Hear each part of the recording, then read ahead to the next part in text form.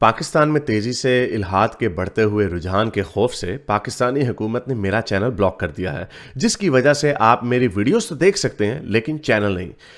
इसको दूर करने के लिए आप YouTube पर अपनी प्रोफाइल पर क्लिक कीजिए और अपनी लोकेशन को पाकिस्तान से बदलकर कोई और मुहज्जब मुल्क जहां आज़ादी सोच पर कोई पाबंदी नहीं उसे चूज कर लें। अगर आप आईफोन यूज करते हैं तो इसी तरह अपनी प्रोफाइल पर टैप करें, फिर सेटिंग्स में जाएं, फिर जनरल और फिर लोकेशन से कोई अच्छा सा मुहज्जब मुल्क चूज कर लें।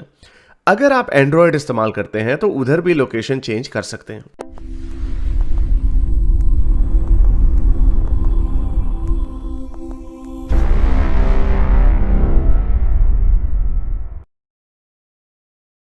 सुनील कुमार को लेते हैं। हाँ जी सुनील। मैं वैसे तो जब मैं शुरू-शुरू में यूट्यूब पे जब लॉकडाउन लगा था, तब इन मुसलमानों के खिलाफ आर्गुमेंट ढूँढ रहा था कि मुझे कंडेम करना होता था। तब मैं हिंदू था कि मुसलमानों को ऐसे कोई जवाब दें जो मतलब उनकी बुराइयाँ, उनके धर्म की बुराइयाँ ढूँढने के चक्कर में मेरी मुलाकात आपसे हुई और अच्छा। आपने तब आप हिंदू धर्म के बारे में कुछ बोलते नहीं थे, लेकिन आपकी जो लॉजिक होती थी ना कि एक यूनिवर्सल लॉजिक आप बोलते थे कि ये लॉजिक आप किसी भी धर्म पे अप्लाई करो, सब पे सारे धर्म फ़ॉल्स ही नज़र आएँगे।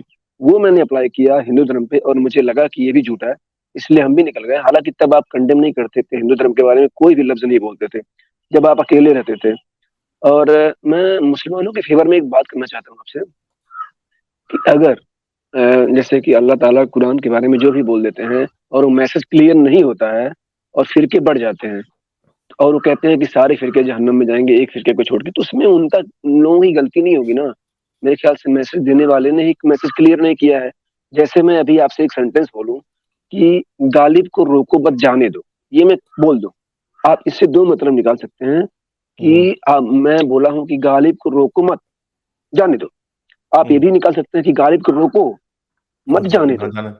इसमें मेरे मैसेज देने में क्लियर है कि मैंने ऐसा कामा ग नहीं लगाया और आप अपने दिमाग के हिसाब से आगे पीछे एडजस्ट करके मतलब निकाल रहे हैं। तो उसमें गलती मेरी होगी ना कि आपकी। हम्म, तो कैसे कह सकते हैं कि जो इसका गलत मतलब निकाल रहा है मैं उसको दोष दूँ, उसको जहन्नम में जलाऊँ?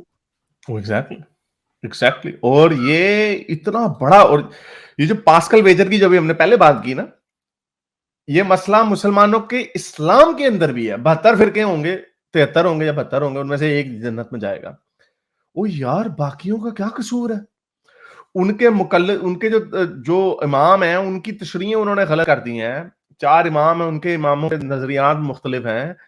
वो आपने, इसमें उनका क्या कसूर है? इसमें जो आपने बात की, जो आयतें हैं वो इतनी वीक हैं, ये समझ नहीं पाते। अब बीवी की पिटाई के ऊपर एक बंदा कहता है जी मुझे अल्लाह मियां ने हक दिया बीवी की पिटाई, वो कहते हैं जी हल्का मारो, वैसे मारो।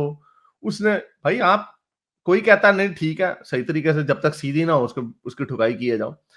आप इसको कैसे, इसमें तो जिसने किताब लिखी हो, जो आपने भी जो जुमला बोला, गालिब को रोको मत जाने दो, गालिब को रोको जाने दो, आपने दोनों तरफ की बात कर दी। कुरान में शेर व शायरी की बातें इसी तरह की, जहां पे पकड़े जाते हैं वहां पे ये लिटरेचर घुसा देते हैं, वो बना देते हैं। और वो भी रिलाई किसके ऊपर करते हैं? पुराने तफसीर लिखने वालों के ऊपर, और जिन्होंने सुनी सुनाई बातों से उसको अखज किया होता है, सुनी सुनाई मुबारक मतलब हदीसों से। तो ये इसके अंदर इतना झोल है कि अगर आप इस्लाम में आ भी जाते हैं ना, फर्ज करें, तब भी आप किस में फंसेंगे, किस फिरके में आप घुस गए हैं, कौन सी हदीस को आप मानते हैं, किस हदीस को आप नहीं मानते। आपने बुखारी मुस्लिम को मान लिया, बाकियों को ज़ईफ कह दिया, वो भी किसी स्कूल ऑफ थॉट से किया ना।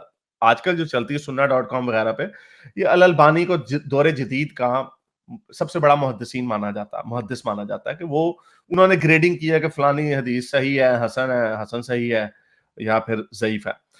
उन्होंने ग्रेडिंग की हुई। और भाई किस लॉजिक के साथ आपने किया?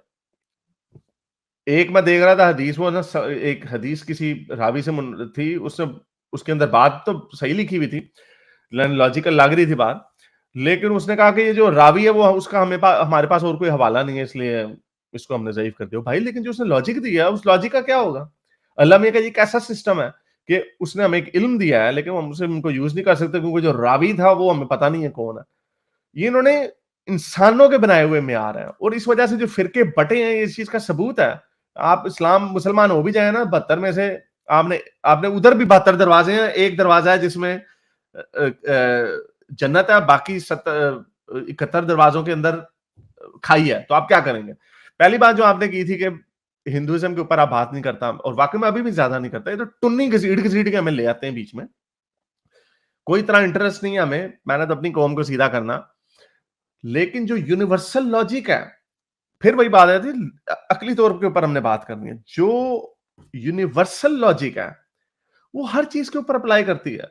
आप क्लेम देखें, सबका एक ही है, ओ जी यूनिवर्स को किसी ने बनाया, वो यूनिवर्स से बाहर है, उसने बना के छोड़ दिया है, वो आपका टेस्ट ले रहा है और वो आपको आपके मरने के बाद रिवॉर्ड देगा या सजा देगा। सारों के मोर और लेस यही क्लेम है। कोई उनका तरीका डिफरेंट हो सकता है, उनकी जन्नतों की डिस्क्रिप्शन डिफरेंट हो सकती है, लेकिन क्लेम वही है सारों का। तो फिर क्या होता है जी उसके अंदर? उसके अंदर ये होता है कि आपको, आप कैसे, एक आपका यूनिवर्सल लॉजिक है, आपने दिखाया कि भाई क्या मैं एविडेंस को मानूंगा या अपनी जिंदगी बगैर एविडेंस के, कोई इस तरह आपको कोई भी बेवकूफ बना दे।